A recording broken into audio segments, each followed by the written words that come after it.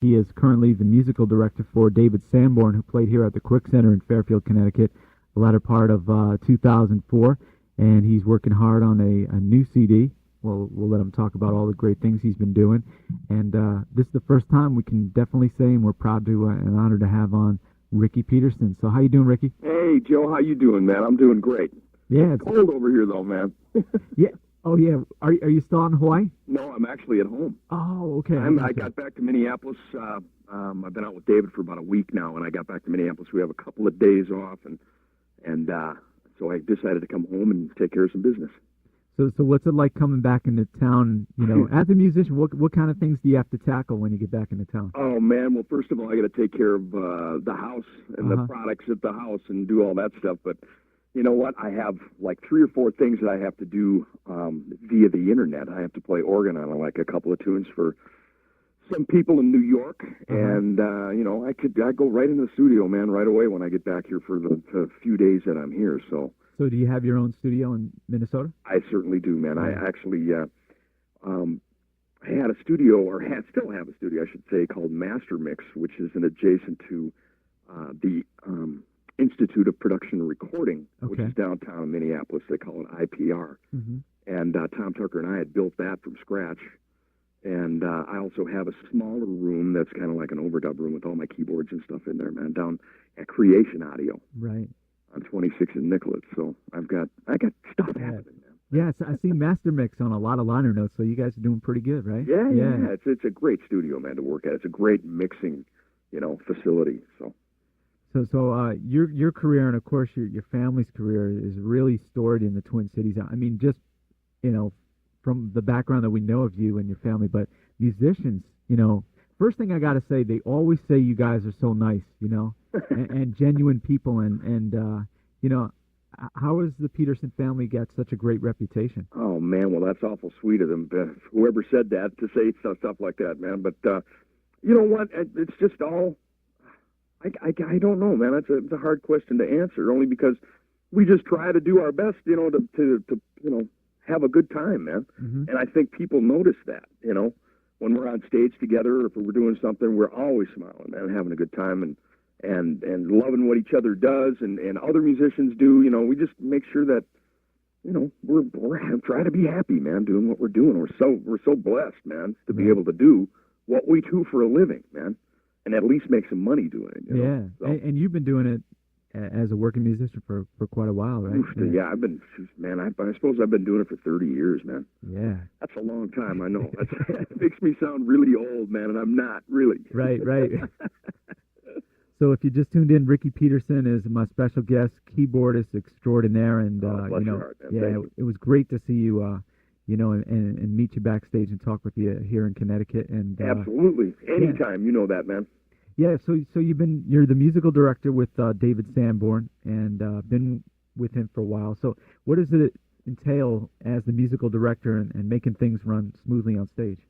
It's really not a difficult job, I have to tell you, because most of the guys that we have in the band are such professionals, man, and such great talented cats that you really don't have to do much. Everybody does their own part. I just try to keep the music together, and if somebody needs a piece of music to read or look over, or needs help with something, or if David needs some help with some scales or something, I'm there to help however I can, And as far as directing the music, man, there's really no direction taken, which is really fun for us, because we get to play pretty much what we want to, man. Yeah. And he's really encouraging about that too. He's a wonderful cat to work for, and we've been able to do so many different great gigs and meet so many different great musicians, and that's kind of how I got started. Learning to get to know all these different musicians and getting to play on their records and doing that kind of stuff. So for some odd reason, somebody found some talent in me, man. You're modest, but hey, well, go ahead. It's cool, man. I'm just, I try to be, as accommodating as possible, man. And do as much different kind of music that I can possibly do. Whether it be pop or jazz or whatever, man. But I try to kind of stay in that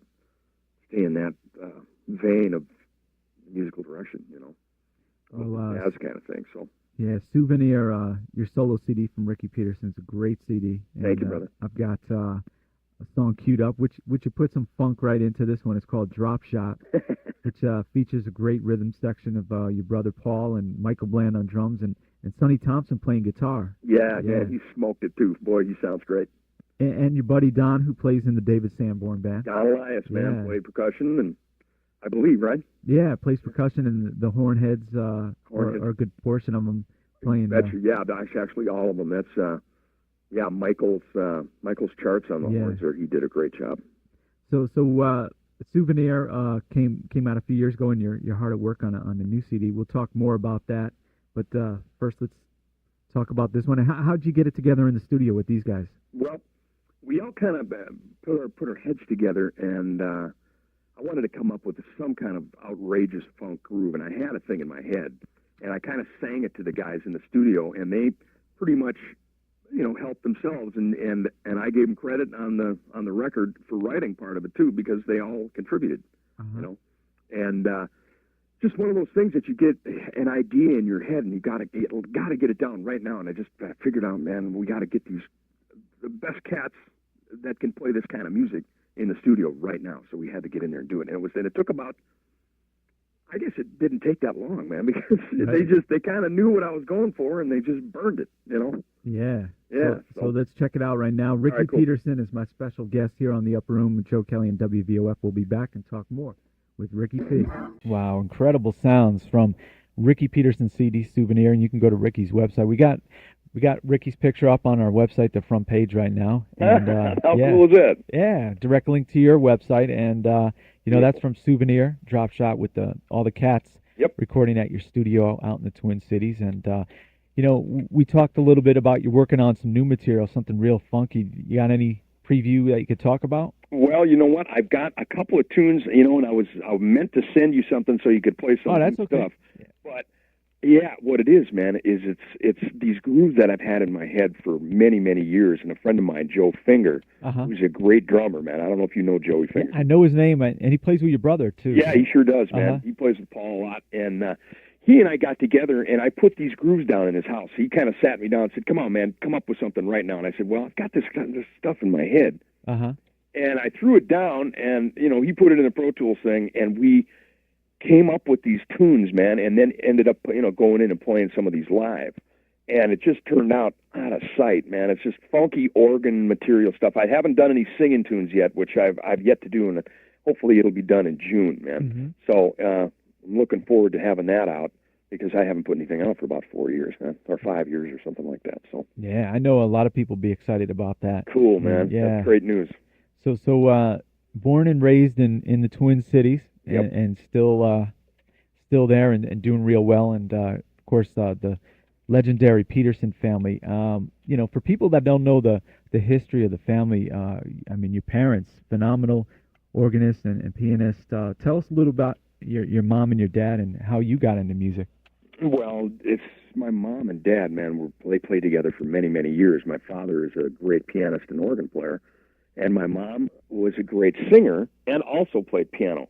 But they did a television, or not television, but a radio show on WCCO here in Minnesota for many years, like in the 40s and 50s, when radio was really, when they had a lot of live music and stuff like that. And by the way, thank you for doing live music on your show, man. I think that's out of sight. Oh, yeah, thanks. Yeah, no problem.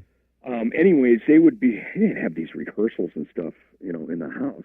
And we'd, as kids, would be waking up to music every day. So it was kind of inevitable that we all would play, and we never knew we'd be professional at it or anything, but I remember playing some Beatles song or just by ear on the piano, and my mom saying, "Well, Ricky, do you want to take lessons?" And oh boy, lo and behold, of course, I said, "Yeah, that sounds like a great idea."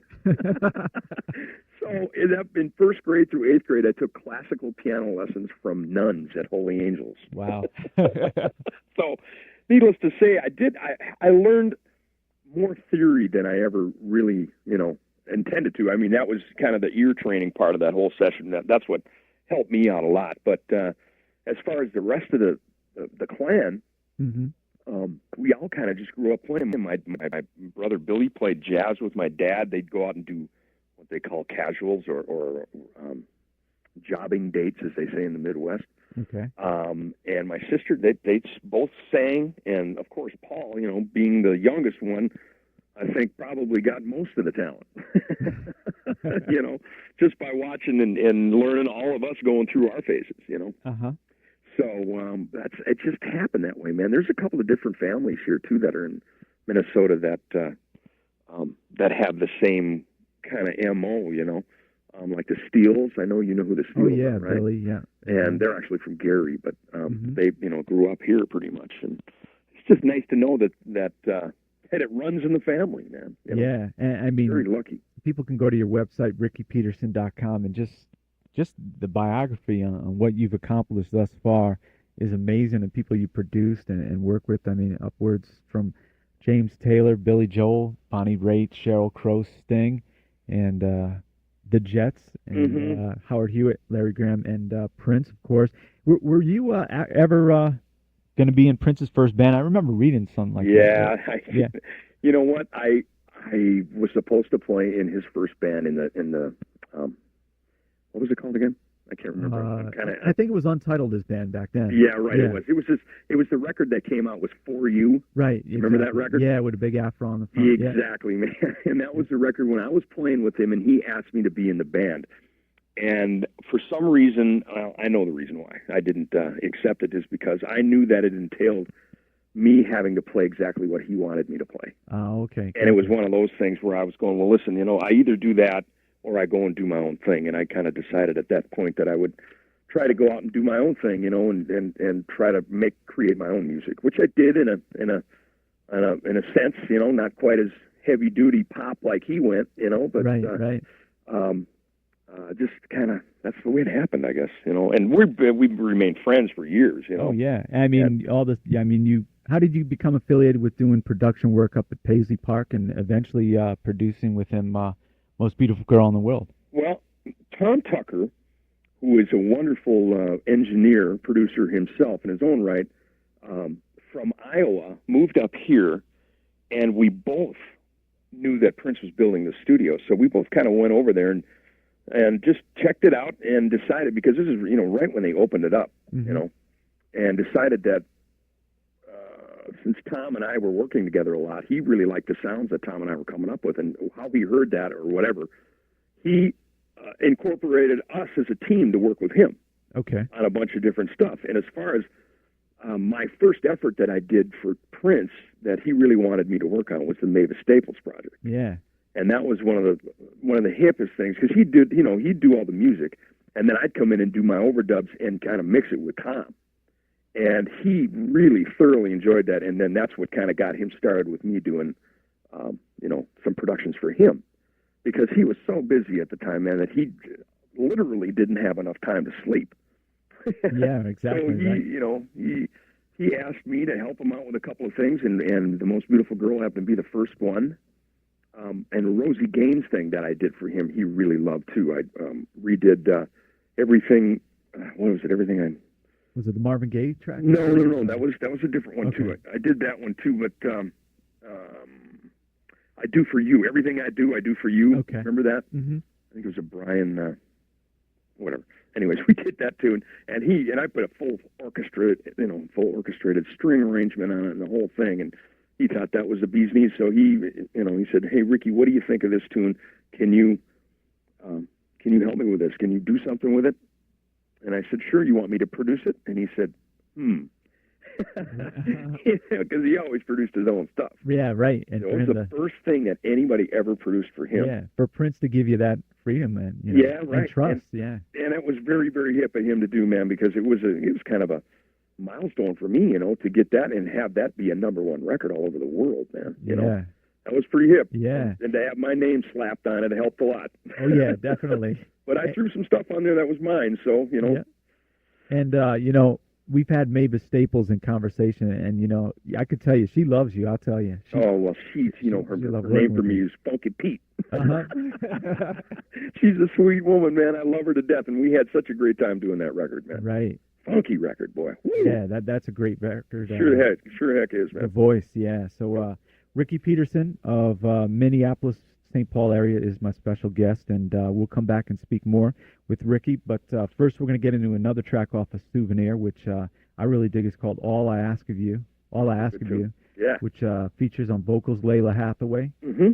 And I'm looking over here on drums, Vinnie Colaiuta, who I saw at Berkeley with John Blackwell's memorial concert for his daughter. He was playing drums. So, man, that must have been nice. How, some of these people, you know, Layla and Vinnie and Paul Jackson, how do you get affiliated with them? Well, these guys that I've done sessions with for so many years for other people, and Vinnie and John Pattituchi were on my very first Warner Brothers release, Night Watch. Okay. And it was just a trio of us going in and playing this stuff that I had written and some other cover tunes that a couple of friends of mine had written, and that's how I kind of got started with that kind of caliber of a musician. And I never thought that I would be, you know, in that caliber of musician, because Vinny's like one of the best drummers in the world, I think, you know, as far as what he does. You know, his stuff is incredible, man. And he's always added to my music, to my sound, I think, what I've always wanted. So, and the rest of the guys, I mean, Paul Jackson Jr., man, he's just a marvelous talent. I've done so many different jazz records with him, and pop records for that matter. And he does all the stuff in L.A. You know, he's a big number one cat. So, anyways, I try to find some of the best musicians to work with, man, and I've been fortunate enough to do that.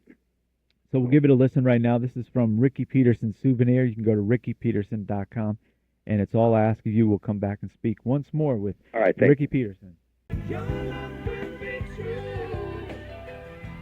Okay, that's another great selection from our special guest, and it's definitely an honor because this guy has worked on his own projects and, you know, musical director with David Sanborn. And just go to his, rather than I give the laundry list of all the people he's worked with, just go to rickypeterson.com, click on bio, you'll read all about Ricky. And, you know, you ever sit back and listen to stuff you've done, or, you know, are you just so busy? Well, you know what, I don't really have a lot of time to do that, but I did have some time off when I was in Hawaii, and I did listen to some of my old stuff, like from my first record, which I still love, man. And, you know, it's your first effort is kind of supposedly supposed to be your best, but I like all the stuff that I put out there, but that one in particular kind of is kind of near and dear to my heart, only because it was produced by, you know, the legendary Tommy LaPuma and a good friend of mine, Ben Sidran. I don't know if you know Ben Sidran. Oh, yeah. A wonderful piano player. Yeah. I'm sure he plays out in Minnesota a lot, right? Yeah, he does. He's actually from Madison. Okay. And he hangs in Madtown all the time, but he's internationally known. And we had such a great time doing that record, man. And I did get to listen to a couple of things, and of course I've been loading my iPod, man. Oh, yeah. Well, your own stuff or older stuff? Well, all of it. All the above, man. So it's kind of fun to go retro on myself a little bit, man, but gives me incentive to go and do some new stuff, you know. Well, you've been such a integral part of the Twin Cities. I mean, you have your own jazz club, and why don't you talk a little bit about, you had the crazy idea. I mean, it's a great idea to open up your own club. Where that's You're right. It's crazy. You were right the first time.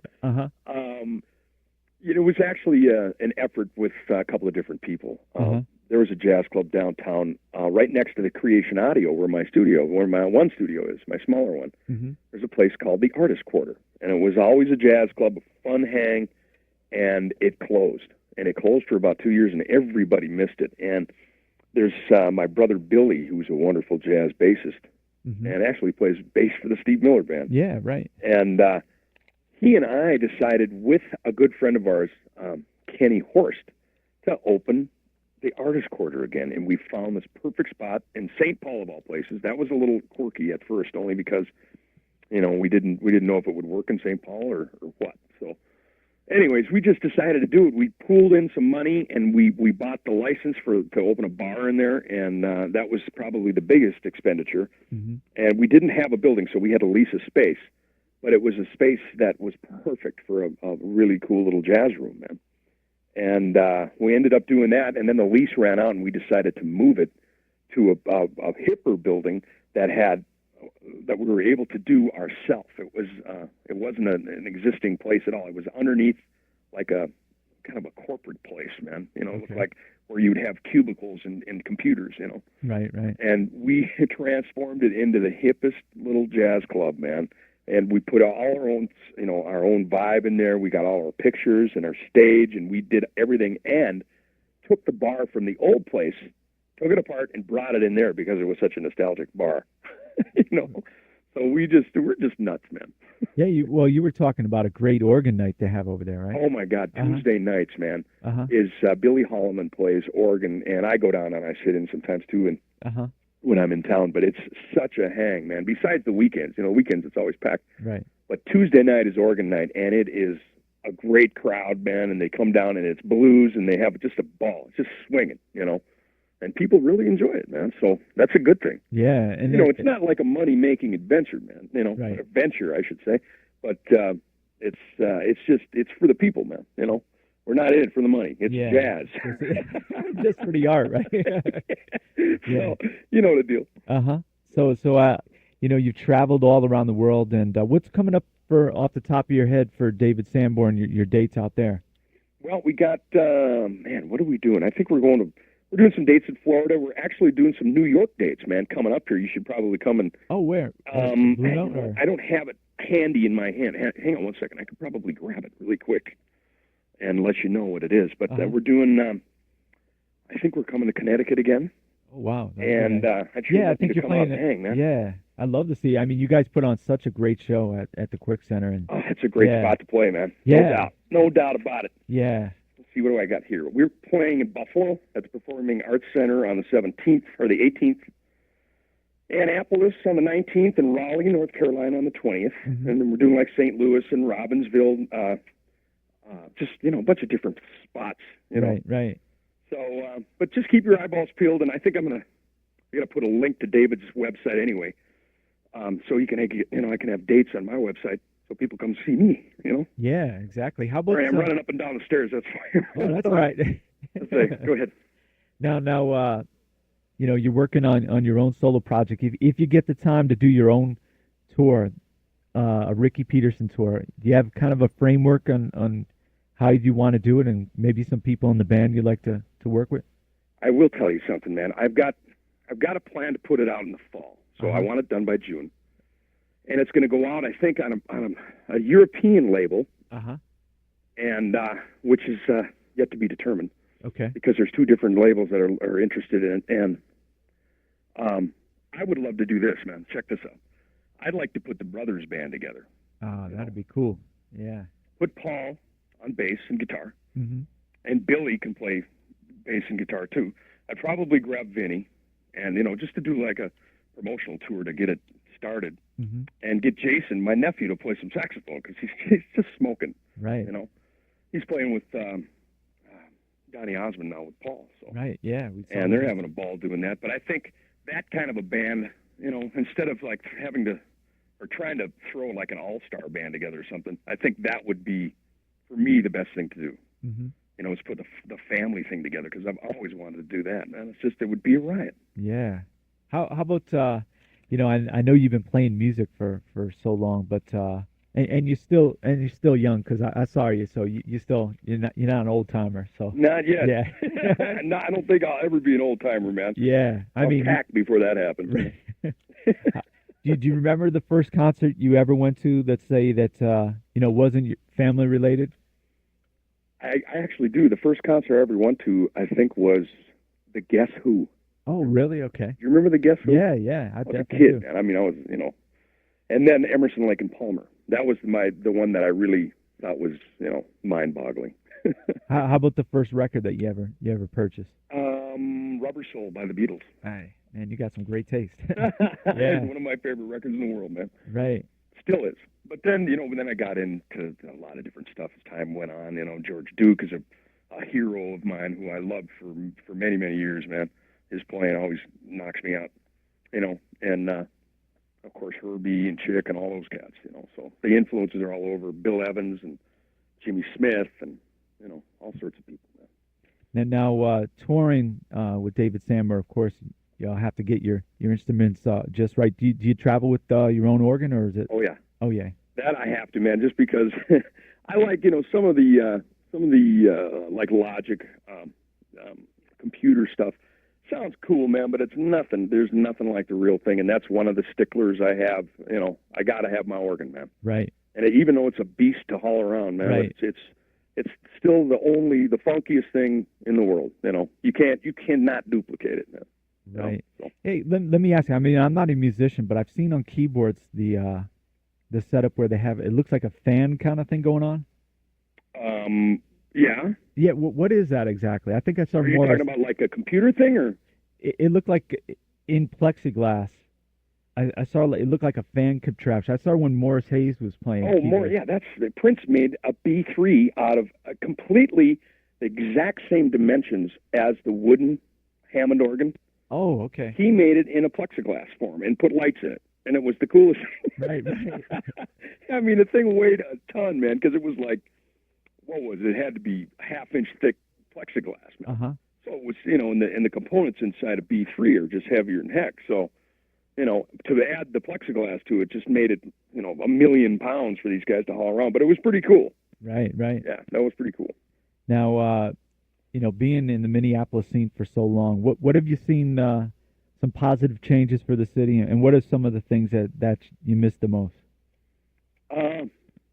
Music-wise, I guess. I guess you know what the lack of places to play. There are a lot of places to go play, but they're mostly kind of eclectic, like jazz rooms and things like that. Or it's either there are no real heavy funk rooms except for the Minnesota Cafe or the Minneapolis Cafe. Is that what it is? Yeah, I think it's Minnesota. Yeah. Yeah, Minnesota Cafe. Where Jelly Bean plays, and right. and that to me is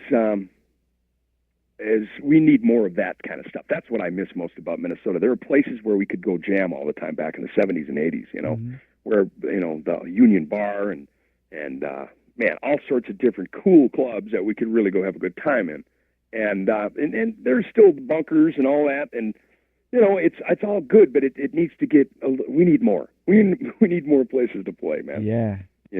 Now, I'm lucky because I get to go play at my club when I want to. Yeah, but, right. You got the ideal situation. Yeah, I'm pretty lucky cat, man. Yeah. So Ricky Peterson has been my special guest, and after all these years supporting your music and having various family members, finally great to have you on. I mean, well, thank you so much, Joe. I appreciate it very much, and I'll be here for whenever you want me, man. Yeah, and anytime you get a free moment. I know it's real tough, but maybe perhaps with the solo record coming out later this year, you can pop by the New York City, Connecticut area and stop by the studio to play. I'll do it. Yeah, I would be happy to do that, man. We'll get some people you can trust loading the B3 organ in here.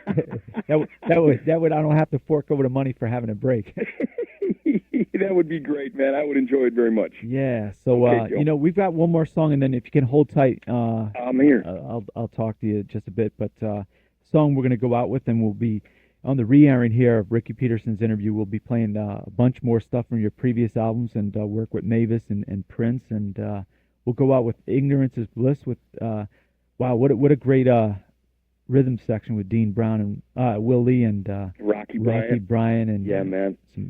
That's what I like to do. I like to and on this record too, the new one, I'm going to have I'm going to do a couple of different rhythm sections on that too, man. So it'll be interesting. Yeah. So we hope to be playing that new music soon, a sneak preview from Ricky's upcoming album, and see you over the spring and summer. All right, brother. Thank you. Okay, thanks, brother. Okay, talk to you later.